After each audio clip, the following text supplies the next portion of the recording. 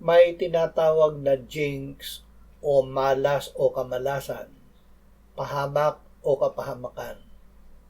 Ang jinx ay gawa ng diablo.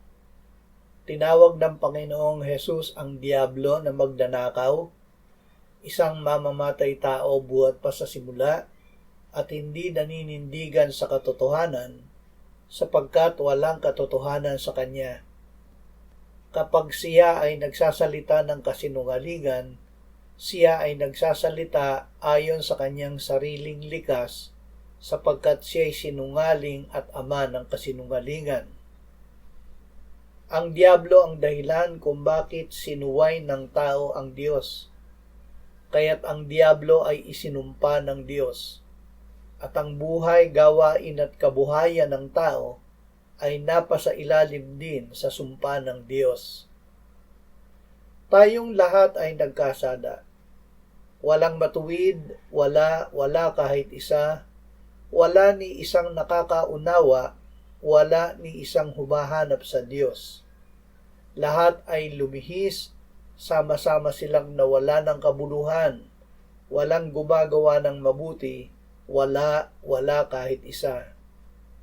Dahil dito ay nasusulat, ang sumpa ng Panginoon ay nasa bahay ng masama. Gayunman, hindi tumigil ang Diyos sa pagiging mapagbiyaya. Siya ay patuloy na naging mabuti dahil layunin niya na ang tao ay magsisi at magbalik loob sa Kanya. Ang Diyos ay mayaman sa kabutihan, pagtitiis at pagtitiyaga.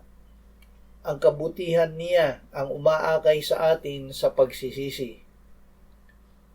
Totoo na ang sumpa ng Panginoon ay nasa bahay ng masama. Ngunit sinasabi din niya na ang tahanan ng matuwid ay kanyang pinagpapala.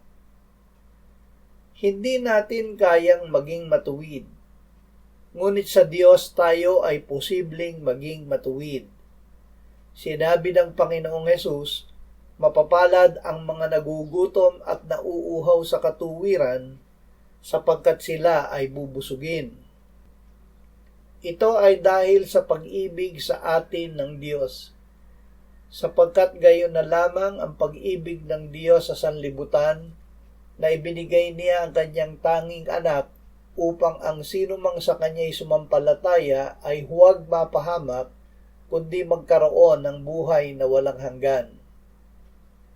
Ibinigay ng Ama ang kanyang anak na magdusa dahil sa ating mga kasalanan, siya na matuwid dahil sa mga di matuwid, upang tayo ay madala niya sa Diyos.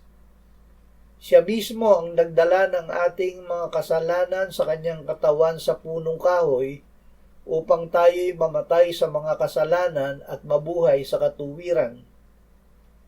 Para sa ating kapakanan, ginawa ng Ama na kasalanan ng kanyang anak na hindi nakakilala ng kasalanan upang sa kanya tayo'y maging katuwiran ng Diyos. Tinubos tayo ni Kristo mula sa sumpa ng kautusan nang siya'y naging sumpa para sa atin, sapagkat nasusulat, sumpain ang bawat binibitay sa punong kahoy, upang kay Kristo Jesus ang pagpapala ni Abraham ay dumating sa mga hintil, upang ating tanggapin ang pangako ng Espiritu sa pamamagitan ng pananampalataya. Iniutos ng Diyos na tayo ay sumampalataya sa Kanyang anak at mag-ibigan sa isa't isa. Ang tumutupad nito ay nananatili sa anak at ang anak sa Kanya. Nalalaman natin na siya'y nananatili sa atin sa pamamagitan ng Espiritu Santo na ibinigay niya sa atin. Ang sumasampalataya sa anak ng Diyos ay may patotoo sa kanyang sarili. Ito ay ang patotoo ng Diyos tungkol sa kanyang anak. At ito ang patotoo na tayo'y binigyan ng Diyos ng buhay na walang hanggan, at ang buhay na ito ay nasa kanyang anak. Ang kinaroroonan ng anak ay kinaroroonan ng buhay. Tayo na sumampalataya ay ginawa ng Diyos na makibahagi sa mana ng mga banal sa kaliwanagan. Iniligtas niya tayo sa kapangyarihan ng kadiliman at inilipat tayo sa kaharian ng kanyang minamahal na anak, na sa kanya ay mayroon tayong katubusan, ang kapatawaran ng mga kasalanan. Kaya't masasabi natin gaya ng salmista, ang Panginoon ay aking liwanag at aking kaligtasan. Sino ang aking katatakutan? Ang Panginoon ay muog ng aking buhay. Sino ang aking kasisindakan? Sapagkat ang Panginoong Diyos ay araw at kalasag, siya ay nagbibigay ng biyaya at karangalan.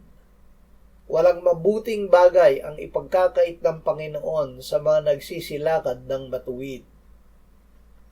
Hindi ipinagkait ng Diyos ang kanyang sariling anak, kundi ibinigay dahil sa ating lahat. Bakit naman hindi niya malayang ibibigay sa atin ang lahat ng mga bagay kasama ng kanyang anak?